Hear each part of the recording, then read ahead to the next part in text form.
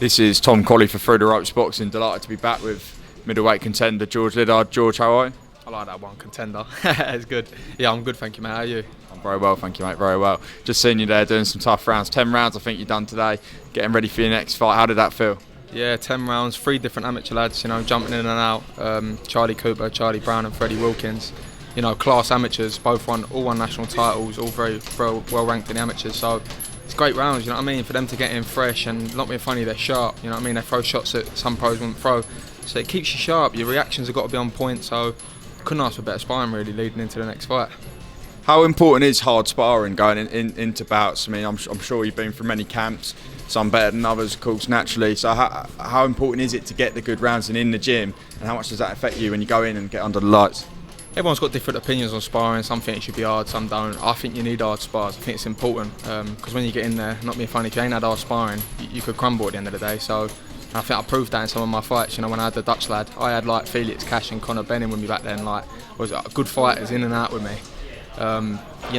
Putting the pressure on me, and I needed that because when it comes to fight night, if I didn't have that, who knows what would have happened. So the hard sparring is important. I think this camp, I'm sparring the best I've ever sparred. I feel so switched on mentally in the best position I've ever been in. So listen, all systems are go for May 25th and devastating performance coming. We know last time out you fought under the big lights in Vegas. Talk me through that, the whole fight week, the experience on such a big card with so many viewers. What was that like for you, George? Oh, unbelievable. What an experience. To start boxing in Las Vegas at this point in my life already, it's like, wow. Our only dream now is to obviously headline there one day.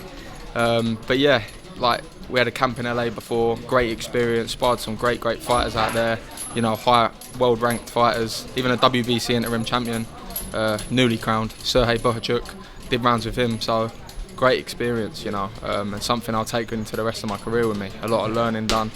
And I think I learned things in that camp about me, physically, mentally, that areas of development that need to be worked on, and we've got there now and we're really pushing, and like I say, for the best I felt. You touched on it there, that one day you want to be headlining. Did that just really add the fuel to the fire when you see your name up in the lights in Vegas? One day you want to be here as the headliner, fight one of the top names in the division. 100%, I'm seeing Ben v Dobson everywhere, plastered around Las Vegas, and I'm thinking, Liddard beats someone someday, you know what I mean? Some tough American, tough Mexican someday.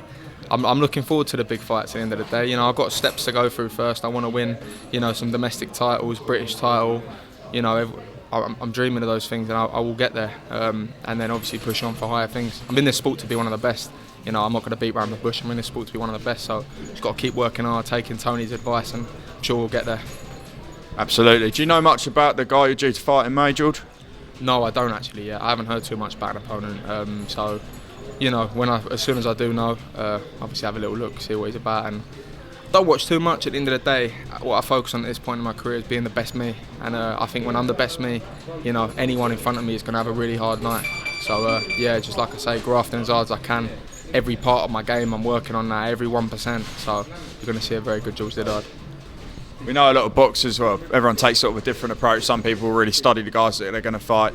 Some other boxers take the attitude that they focus on themselves, and that'll be enough on a night. So you prefer to just focus on yourself, focus on your own work, and not too much on the opponent in front of you?